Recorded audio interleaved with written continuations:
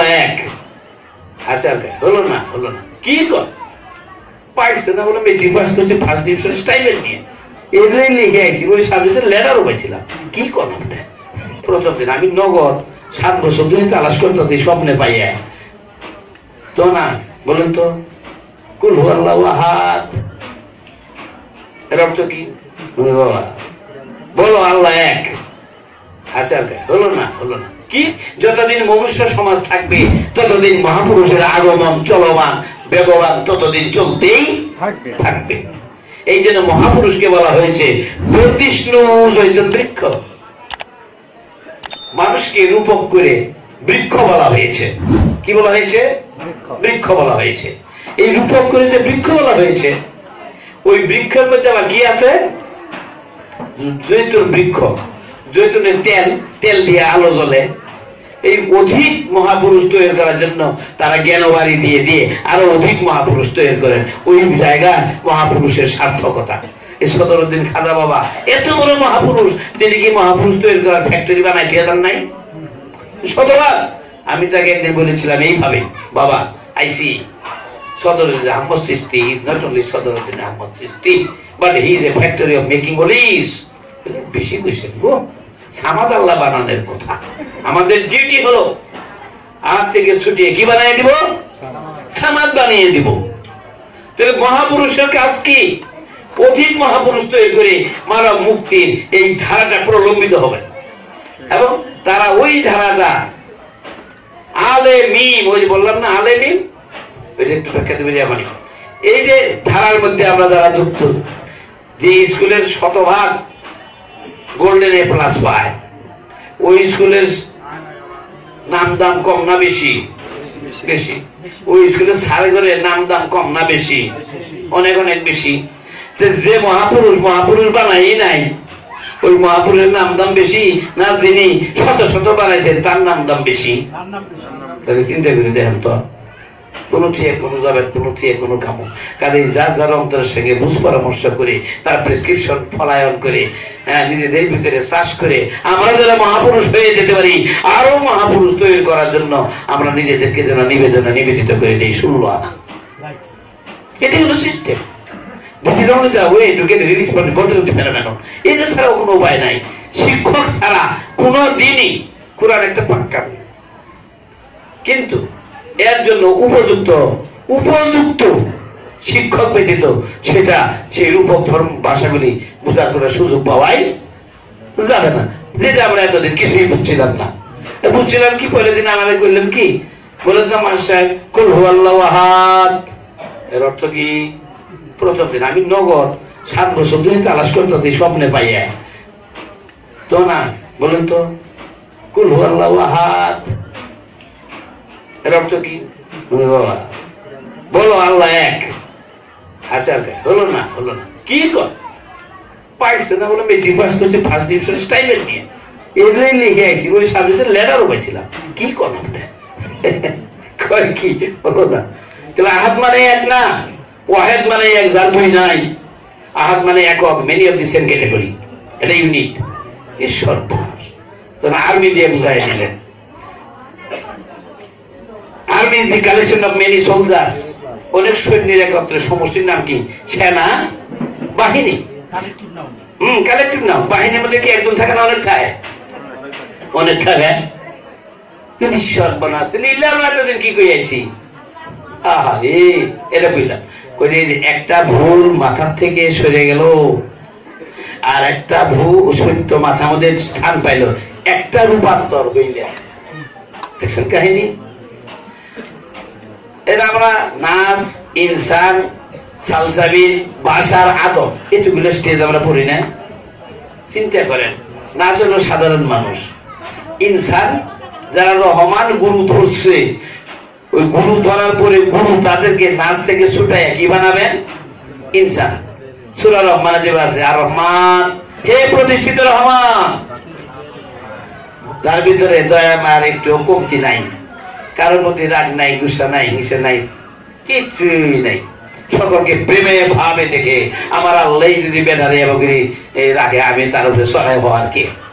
এমন একটা সুন্দর একটা উদার চিত্তের মানুষ, ফিলান্থ্রপিস্ট পাই, এরকম একটা মানসিক অবস্থা যে ব্যক্তি থাকে, ওই ব্যক্তি মানুষটা আল্লাহ রহমান গুণ অর্জন করে তিনি রহমান আল্লাহ হয়ে যান, ইস্টাবলিশড রহমান। আর রহমান মানে কি? ইস্টাবলিশড রহমান। General mercy for all is established in him or her. হয়ে গেছে, হয়ে গেছে। তখন আল্লাহ তাকে বলতেছে আর রহমান, আল্লাহ পেতেছে, আল্লাহ একটা গুণ অর্জন করছে, যে তাহলে ওই গুণের প্রতিনিধি হয়েছে না সে। হে প্রতিষ্ঠিত রহমান, আল্লাহ মাল কুরআন, তুমি যখন আমি আল্লাহ রহমান গুণটা অর্জন করছো, আমি আল্লাহর তরফ থেকে তোমাকে জ্ঞান দেওয়া হইল। কোরআন মানে কি? জ্ঞান।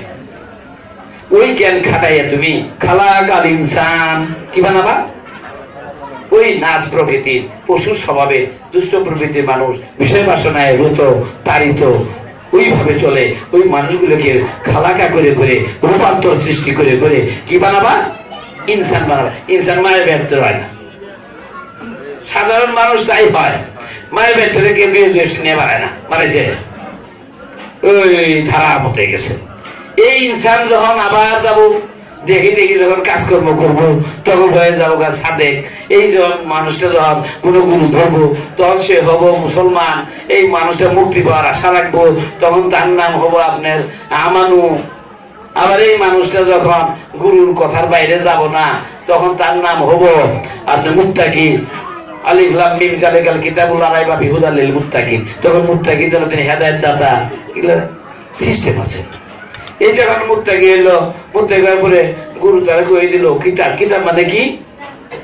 কিতাব মানে কি? দেখো ওই কিতাব, ওই আলে মিম যালিকাল কিতাব, ওই কিতাবের মধ্যে আমার কোনো সন্দেহ নাই।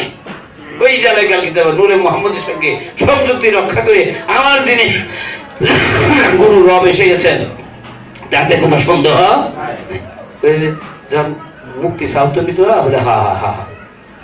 কোরআনের সমস্ত হুকুম এবং নিষেধ হইল কার জন্য জানেন? আমানুর জন্য। এটা করিও, এটা করে না, এটা খাইও, এটা খাইও না, এটা যায়, এটা যায়ও না, এরকম শুধু আমানুর জন্য। কিন্তু সাধনা দিল কি? রবে সাধনা দিলে মুত্তাকিরে। তুমি যখন এরকম সব মেনে নিয়েছো, ঠিক আছে কাজ করো, তো কি তোমার মস্তিষ্কের মধ্যে সপ্তম ইন্দ্রিয় দিয়ে যাহা ঢুকে তাহা তুমি দেখো। দেখতেছ? জি। অতীতের গুলো জাগে বলে হ্যাঁ, ওটা দেখো। বর্তমান কত কি জাগে না বলে হ্যাঁ, ভবিষ্যৎ কত কি চায় বলে হ্যাঁ, সব দেখো। যখন দেখা শুরু করেছে তখন তার নাম হচ্ছে সাদেক, সত্য দ্রষ্টা। তুমি কি দেখা শেষ করছো? না, আরো আসতে দেখি। কি দেখো? যা জাগে মনের মধ্যে তাই তাই দেখি, এর পার্থক্য কি দেখি না। তাহলে সত্য দ্রষ্টা হয়ে গেল সাদেক। এই সাদেক যখন দেখতে দেখতে তখন বললো তুমি একটা কাজ করো, সবগুলো দেখো না, একটা দেখো, অনলি ওয়ান আইটেম শুধু দেখতে, একটাকে দেখো যেটা তোমার মস্তিষ্কের মধ্যে বেশি করে লাগে আছে। ওটা বড় মাছ, বাবা আমাকে বলছিলেন এইভাবে, ওটা বড় মাছ, ওটা ধরবেন আগে। Only one item should be selected to perform সালাদ।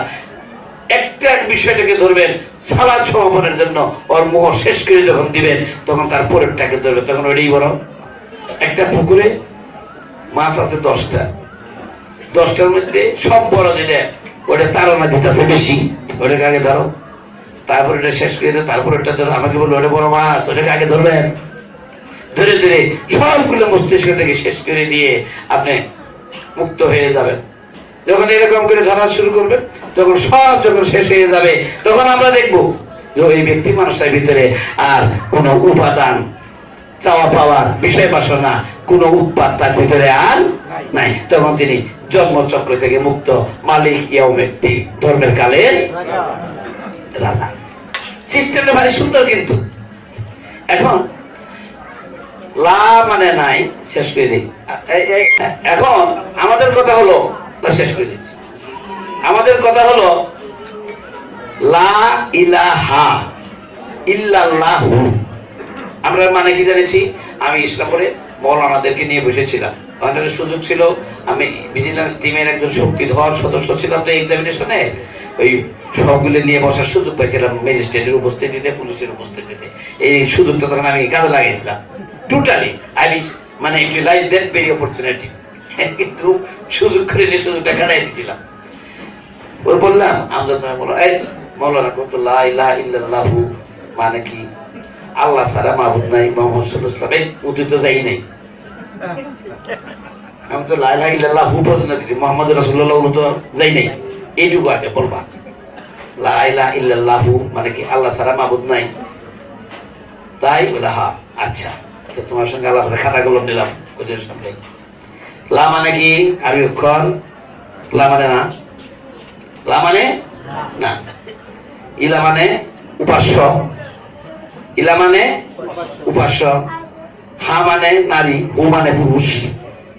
বাংলা ব্যাকরণ আরবি ব্যাকরণে আছে হা মানে নারী, এটা স্ত্রীলিঙ্গ, আর হু হলো পুরুষ পুল্লিঙ্গ। আমরা ধরুন ম্যাসকুলিন জেন্ডার ফেমিনিন জেন্ডার করি না, এরকম ম্যাসকুলিন হইলো হু, ফেমিনিন হইলো হা। কিরকম লা ইলাহা, লা মানে নাই, ইলা মানে উপাস্য, হা মানে নারী। ওই ইলা এবং হায়ের সঙ্গে একটা ছোট মত আছে। ইলা এবং হায়ের সঙ্গে কি আছে? ছোট মত। ছোট মতের অর্থ কি? দীর্ঘকালীন সময়, আজীবন। আজীবন আমার জন্য নারী উপাস্য নয়। আমি এটা বেশি তো কথা না, এই কথা না কে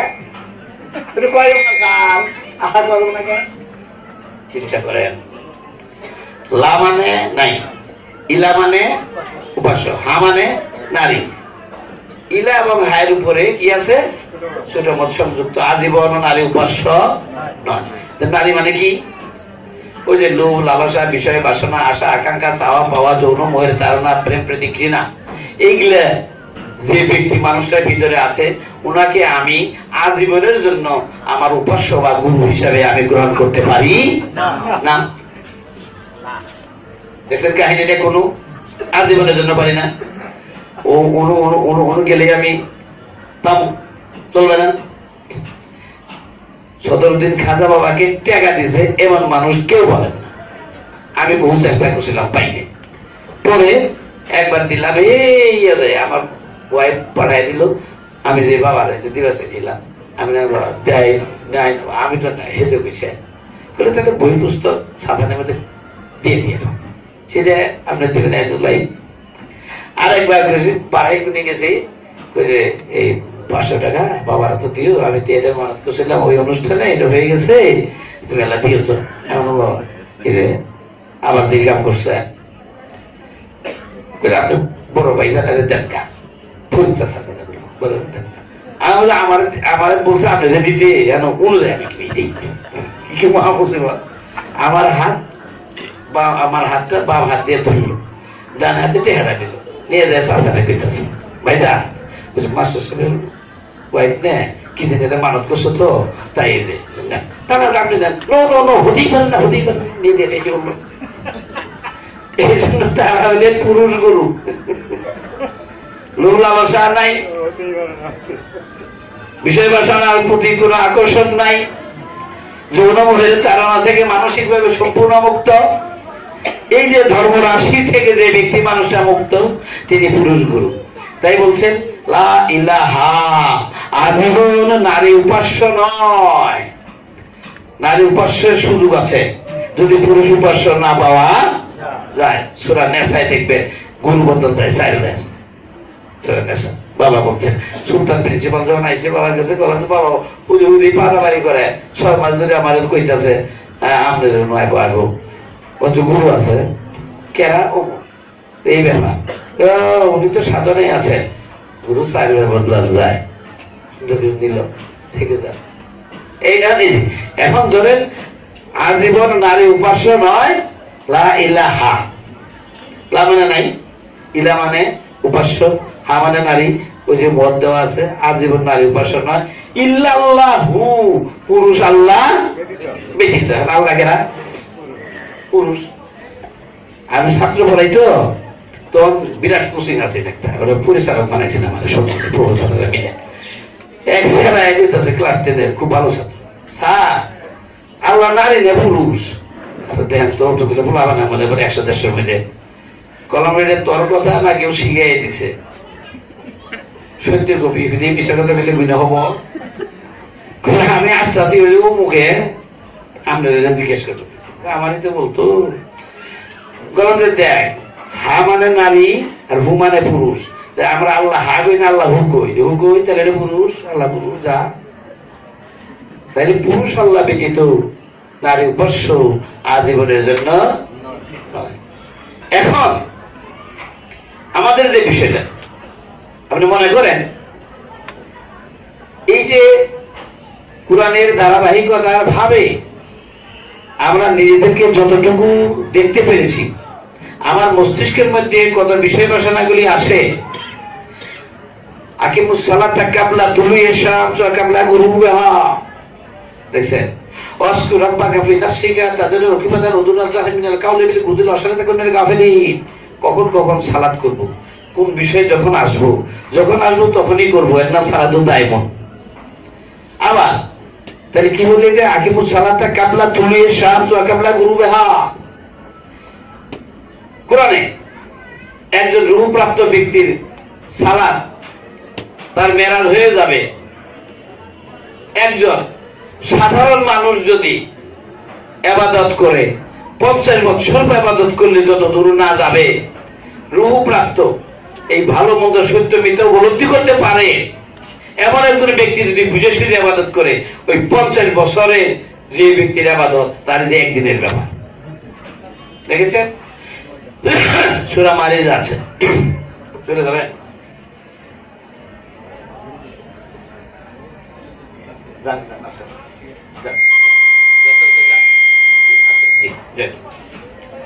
এখন রূহ নাযিলটা কেমনে হবে? একজন ব্যক্তি মানুষ যখন নিজে সাধনার মধ্যে পদার্পণ করেছে, শুরু করে দিয়েছে, তখন ওই ব্যক্তি মানুষটা সাধকের খাতায় নাম দিছে। যখন শুরু করে কেবল শুরু করলেন, শুরু তিনি কি করবেন? ওই যে একজন মহাপুরুষের কাছে আত্মসমর্পণ করে আমরা কি হয়েছি? মুসলমান। আমি বিশ্বাস করেন, আমি বাবার কাছে প্রথম দিনই বলছিলাম, জন স্মিথের একটা বই পড়েছিলাম তখনকার, যখন বিএ ক্লাসে পড়তাম। বইটার নাম ছিল ফিলোসফি অফ রিলিজিয়ন, একটা বই পড়ছিলাম। এই কথা বলেন না, জন স্মিথের, আমি শেষ করে দিব জন স্মিথের ফিলোসফি অফ রিলিজিয়ন একটা বই পড়ছিলাম। ওর মধ্যে বইটার প্রিফেসে মুখবন্ধে গ্যালিলিওর একটা সংজ্ঞা ছিল ধর্ম সম্পর্কে। আমি ওইটা নিয়ে মুখস্থ করেছিলাম, কোনো কোনো জায়গায় বলেছি, খুবই আমার মাঝে কম্প্রিহেন্সিভ মনে হয়েছিল। আমি বাবাকে বললাম, বাবা আপনি যে ধর্মের কথা এগুলো বললে, আমি এটা পড়ছিলাম স্মিথ সাহেবের লেখা ফিলোসফি অফ রিলিজিয়নের মধ্যে গ্যালিলিওর সংজ্ঞাটা, তাহলে এই সংজ্ঞাটা কেমন হবে? আমি বললাম, তিনি শুনে বললেন, নিশ্চয়ই না। সংজ্ঞাটা ছিল এরকম যে religion is the man's faith in a power beyond himself, whereby he seeks to satisfy the emotional needs and gains the stability of life, which he expresses in acts and words to the services. আমি এটা বললাম যে ধর্ম মানুষের বিশ্বাসের ব্যাপার। আমরা যা যা করি, আমরা মনে করি লা ইলাহা ইল্লাল্লাহু মুহাম্মাদুর রাসূলুল্লাহ, নামাজ কালাম পড়লাম, রোজা করলাম, এনদেন করলাম, করার পরে আমাদের বিশ্বাস আমরা এখান থেকে মুক্তি পেয়ে জান্নাতে যাবো। জান্নাত কিন্তু আমাদের ডিজায়ারেবল গোল না, লামুকাম। শেষ করে দেবো আপনি 10 মিনিট 20 মিনিটের মধ্যে। এই যে লামুকামে যাবো গা, এটা আমাদের বিশ্বাস। আবার হরে কৃষ্ণ হরে রাম রাম রাম হরে হরে, তারা এই বিশ্বাসে মনে করে যে তারা মুক্তি পেয়ে যাবো গা। আবার ও লর্ড লর্ড ক্রাইস্ট এটা গির্জার মধ্যে যায়, যে এগুলো সব বলে, তখন বোঝা গেল যে তাহলে এটা তাই। বুদ্ধরা মঠে যায় সুখী হতো, ওইরকম তন্ময় ভাব নিয়ে বলে। তা আমি তো মনে করছিলাম এইটা একলো না, নিশ্চয়ই না। তখন তিনি ধর্মের ব্যাখ্যা দিলে দেখে যে প্রত্যেক মানুষের মস্তিষ্কের মধ্যে যা এমনটি করে উদিত হয়, জেগে উঠে, ওরই তার ধর্ম, যাহা তাহাকে সৃষ্টিতে ধরে রাখে। ওরই যদি নিষ্প্রয়োজন প্রমাণ করে মাথা থেকে মোহ সরাই না দিতে পারে, সে আবার সৃষ্টিতে ধরা থাকবে, সে মুক্তি পাবে না। এরকম ধরা খেতে খেতে মানব মুক্তির 3টে স্টেজ আছে কোরআনে, 3টে স্টেজ। একটা হলো পশু জন্মের জন্য, আর একটা জান্নাতের, আর একটা হলো জাহান্নামের। 3টে জনক।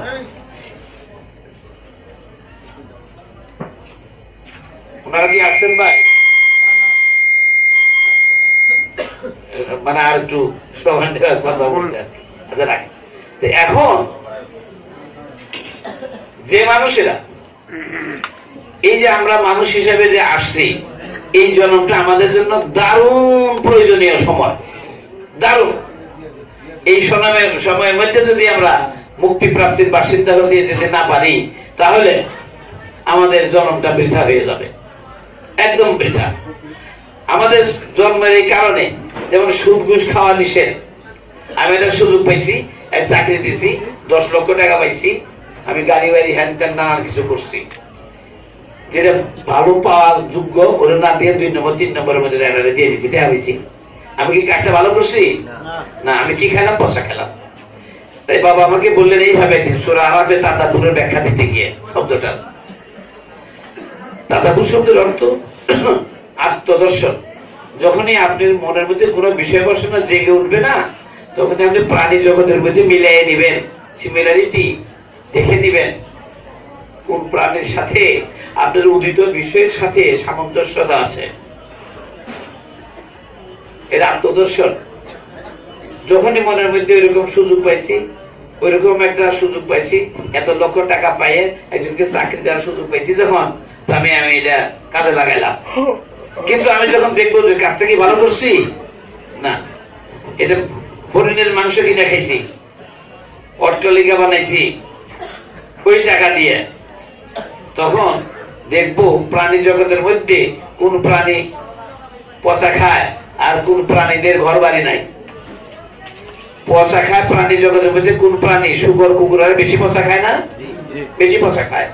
উনি আমার বললেন মিলিয়ে নিবেন এবং ওই প্রাণীর গলায় মালা পরাই দিবেন, কালায়েদা বলা আছে আরবিতে। যে চিন্তা চেতনা মস্তিষ্কে জাগলো, উনি আমাকে I will have to compare it with the characteristics of the very beast.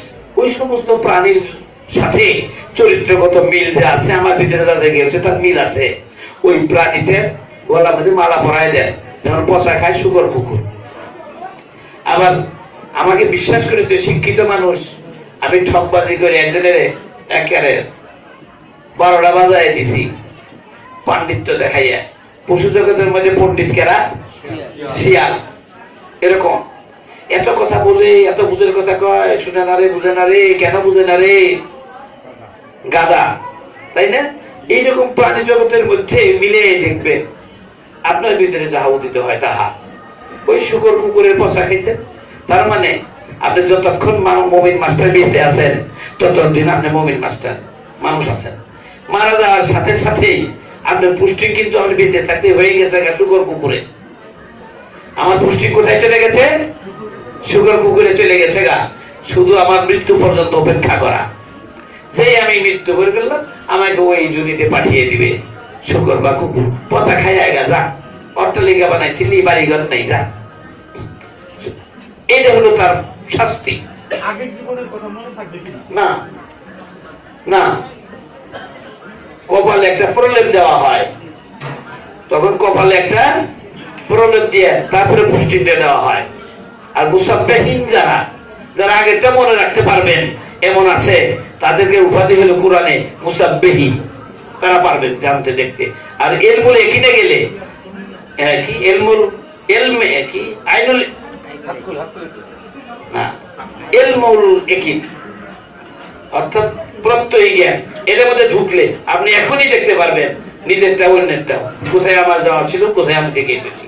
এর স্টেজ আছে, সুন্দর ব্যবস্থা আছে কোরআনে। এখন এই যে আমি যে এই কর্মগুলো করে আমি মুমিন মাস্টার পশু জগতে চলে গেলাম।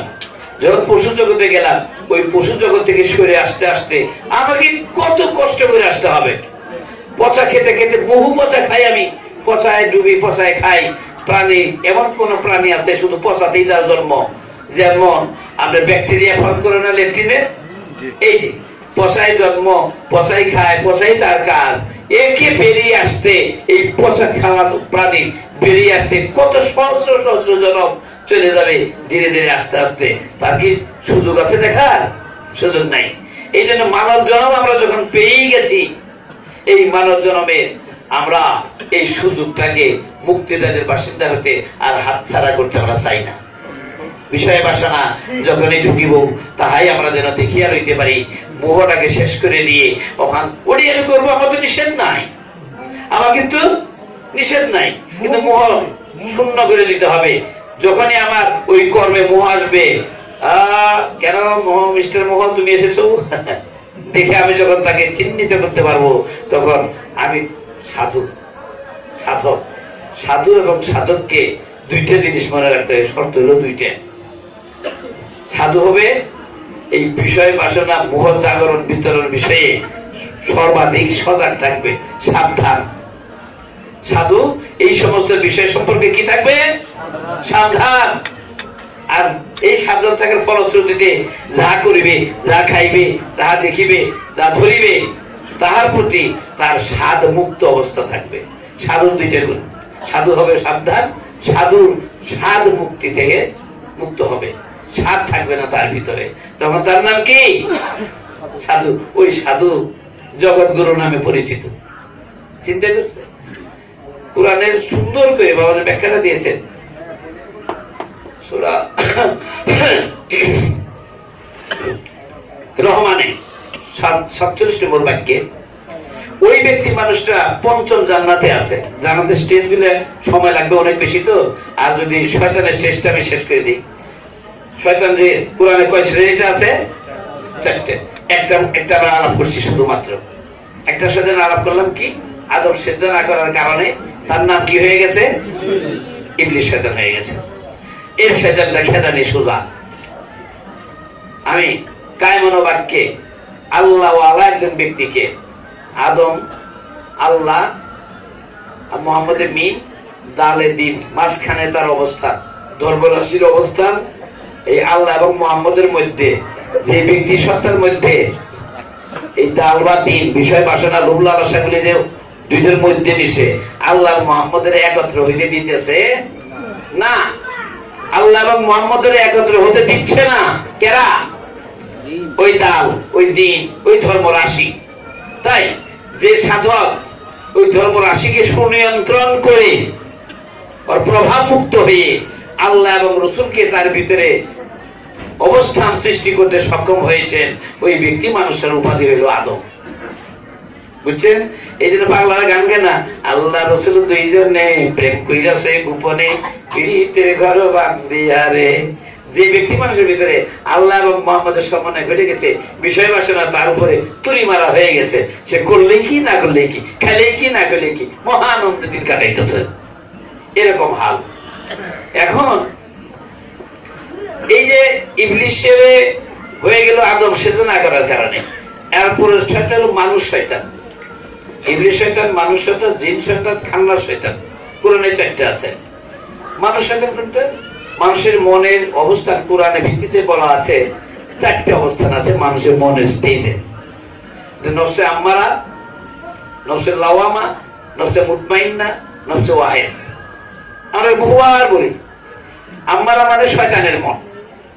আম্মারা মানেই যে মনটার ভিতরে শুধু শয়তানি কর্ম, চিন্তা, চেতনা, ধারণা, শুধু দুষ্টামি দুষ্টামি দুষ্টামি, এগলেই এগলেই। মুক্তির দিকে যে দিক নির্দেশনা আছে, এতে কোন তোয়াক্কাই নাই। শয়তানি কর্মে ফুর্তি পায়, আরো করে আরো করে আরো করে। এই মনের মানুষটার নাম কি? নফসে আম্মারা। তার মানে তিনি শয়তান হয়েই আচ্ছা। এই যে যখন আপনার কোন সময় কোন কথা শুনে কোন সরল সহজ সাধু মানুষ দেখে, যখন ওই মানুষটা আমি আর না, অনেক করেছি, অনেক করেছি, আমি আর অন্যায় করবো, আর না আর না আর না আর করবো না। যে মানুষ এত করল অন্যায়, আরো ফুর্তি পেলে আরো করিল, সে আর করতে চায় না, অনুসূচনার আগুনে দগ্ধীভূত হচ্ছে, তখন ওই ব্যক্তি মানুষের ওই মনের একদম উন্নতি হয়ে তখন ওই মনের নাম হয়েছে নফসে লাওয়ামা, অনুসূচনা প্রাপ্ত নফস, আমানু নফস, রিপেন্টেন্ট নফস। অতীত কর্মের অপরাধের জন্য নিজে খুব ভাবে কান্নাকাটি করে, আর না এমনটি ভাবে ভাব করে আছে।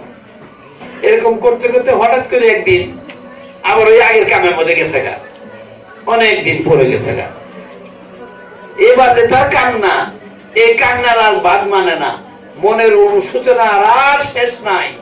এই অনুসূচনায় এমন দগ্ধীভূত হয়ে গেছে, সে আর থাকতে পারতেছে না তার অনুশোচনার ফলশ্রুতিতে।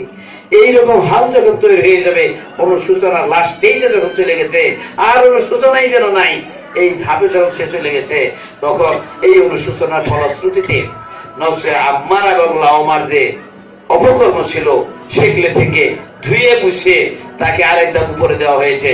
তখন তার নাম হলো নফসে মুতমাইন্না, প্রশান্ত মন। তার আর কোনো দুঃখ নাই, ব্যথা নাই, চাওয়া নাই, পাওয়া নাই, জ্বালা নাই, যন্ত্রণা নাই, কিচ্ছু নাই। একটা হালে তৈরি হয়ে গেছে নফসে মুতমাইন্না, প্রশান্ত মন। কোরআনে সূরা ফজরে আল্লাহ বলতেছেন 27 থেকে 31 দেখেন, আল্লাহ বলতেছেন, হে রাসূল, ওই নফসে মুতমাইন্না যে মানুষটা এখনো হায়াতের জিন্দেগি নিয়ে বেঁচে আছে, ওই লোকটাকে জানায় দেন দুনিয়ার হায়াতে থেকেই নফসে মুতমাইন্না মনের মানুষটা জান্নাতে দাখিল আছে। দেখেছে, জান্নাত এখান থেকে অর্জন করে নিয়ে যেতে হবে। জান্নাতেও আজকে কিন্তু আমাকে আসা যাওয়া আছে, জান্নাতেও কিন্তু আসা যাওয়া আছে। কোন পর্যায়ে গেলে নাই এখন দেখেন, এই এত সজাগ হয়ে গেছে, সে আর আসতে চায় না। এত সজাগ জান্নাতের মধ্যে, এত সজাগ অবস্থানে সে আছে, এত অ্যালার্ট, কোন কিছু যেন তাকে কাবু করে আবার জন্মে নিয়ে আসে, এটা সে টনটনা নজরে রাখছে। হইতে হইতে আর আসার কোন সুযোগই নাই, মনের এই হাল তৈরি হয়ে গেছে। তখন ওই মনের নাম হয়েছে নফস ওয়াহিদ, অর্থাৎ আল্লাহর মন, আল্লাহর নফস। ওই ব্যক্তি মানুষের ভিতরে কার, ওই মনের উপরে কার প্রভাব? আল্লাহ। ওই মন আল্লাহ কর্তৃক নিয়ন্ত্রিত হয়। ওই ব্যক্তি মানুষের কোন কাজ কারবার ব্যক্তি মানুষের না, তার রব কর্তৃক সে কার্যক্রম পরিচালিত হয়। তখন তার নাম হলো নফসে ওয়াহিদ। তাই আল্লাহ বলতেছে, ওই ব্যক্তি মানুষটাকে চেহারা আল্লাহর চেহারা, ওই ব্যক্তি মানুষটাকে দেখলে আল্লাহকে দেখার স্বাদ মিটে। এটা হলো সাকার আল্লাহ, নিরাকার কিন্তু নূর মোহাম্মদ। কথা বুঝতে পারছেন? তারপর একটা হলো কি, জিন শয়তান। জিন শয়তানটা হচ্ছে crude form of human being. বাবা যে ব্যাখ্যা দিচ্ছেন, crude form of human being. দেখেন, ক্রুড অপরিশুদ্ধ, যেমন ক্রুড অয়েল আছে না, অপরিশোধিত তেল আমদানি করে ক্রুড অয়েল, যেটা এই ক্রুড অয়েলের যে ক্রুডনেসটা আছে, ময়লাটা আছে, ময়লা শেষ না করা পর্যন্ত ওই তেল ব্যবহারের যোগ্যতা রাখে না। এই জন্য যতক্ষণ পর্যন্ত ওই ক্রুড আমরা সরাই না দিতে পারবো, ওই হৃদয়ের পিউরিফিকেশন আসবে না। এখন এই crude oil form of human being, যে ব্যক্তি মানুষের ভিতরে এরকম দুষ্টামি, চালাকি, চাতুরি, ময়লাযুক্ত ভাব আছে, ওই কর্মগুলি অন্য মানুষকে ভাড়া করে নিয়েও সে করায়। কথা বলেন নাই? নিজে তো করেই, ring leader of the devil, মানুষ নামক প্রাণীদের দিয়ে ওই ব্যক্তি মানুষটা আরো অপকর্ম করায় বেড়ায়, তাদেরকে পাওনা দেয়। ওই ব্যক্তি মানুষটার নাম হলো যিনি অন্যকে দিয়ে অপকর্ম করেন, অন্যকে দিয়েও করান, তাদের পৃষ্ঠপোষক প্যাট্রোনাইজার হয়ে যান তিনি। ওই ব্যক্তি মানুষটার নাম হলো জিন শয়তান। এখন যদি মানুষ শয়তান যদি ওয়াহিদের পর্যায়ে চলে যায়, তখন ওই জিন শয়তান আর কাউকে যখন সুযোগ পাবে না, তখন সে শুদ্ধ হবে। তাই মুমিন জিনেরা ওরাও আফসোস করে বলেছে, সূরা জিনে পড়ে দেখেন, ওরা দুটো আফসোস করেছে। জিনের মধ্যে মুমিন জিন আছে, কিন্তু তারা আফসোস করেছে, তারা কিন্তু ওরকম পরিশুদ্ধ স্তরের মধ্যে এখনো উন্নীত হইতে পারে নাই। ক্রুডনেসটা এখনো এরকম খুব কঠিন। শেষটা হলো 4 নম্বরটা হলো খান্নাস শয়তান। কি শয়তান? খান্নাস। এটা সবচেয়ে দুষ্ট। আমাদের সূরা নাসের 114 নম্বর সূরা 3 নম্বর বাক্যে যে খান্নাস কথাটা আছে, এই খান্নাস শয়তানের মধ্যে বলা হচ্ছে এই ভাব।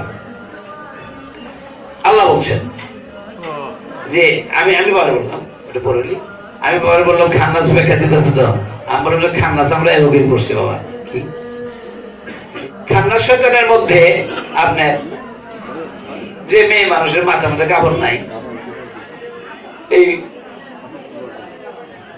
বুক দুটা এমন ভাবে ঢাকি দিচ্ছে, তল পেট দেখা যায়, তিলিং বিলিং করে শরীর বেড়ায়, ওই মানুষের নাম কি? খান্নাস মহিলা। আমি বললাম বাবা এমনি শুনছি, আমার আব্বা মূল্যবী মানুষ আছে তো, আব্বার কাছেও শুনছি খান্না ছেড়ে যায়, খান্না ছুটে না, খান্না ছুটে না। খান্না ছিল মনের গোপন শয়তান, এটা খুব গুরুত্বপূর্ণ অংশ। এই খান্নাসে কি করে, ওয়ার্ক স্টিলথিলি এন্ড সাইলেন্টলি, মনে মনে চুপি চুপি সরে মনের মধ্যে জাগায় দেয়, অনুযাও এটা করো, মানে তারা জাগরণ করে নিচ্ছে, ইন্সপায়ার করতেছে বিভিন্ন, এই সুযোগ আছে, ওই সুযোগ আছে, এইদিকে উপযুক্ত সময়, এরকম মনে মনে গোপনে গোপনে তারা দিয়ে দিয়ে ওই রকম কাজে নিয়ে যায়। এই গোপন শয়তানের নাম কি? খান্নাস শয়তান। এই খান্নাস শয়তানকে দূর করতে গেলে খান্নাস মুক্ত একজন উপাসক, যিনি খান্নাস মুক্ত এমন একজন উপাস্য, দ্যাট ইজ গুরু, যাকে মনে মগজের মধ্যে যদি তাকে আমরা বসায় নিতে পারি, তখন ওই অবস্থানের মধ্যে খান্নাসের আর থাকার সুযোগ নাই।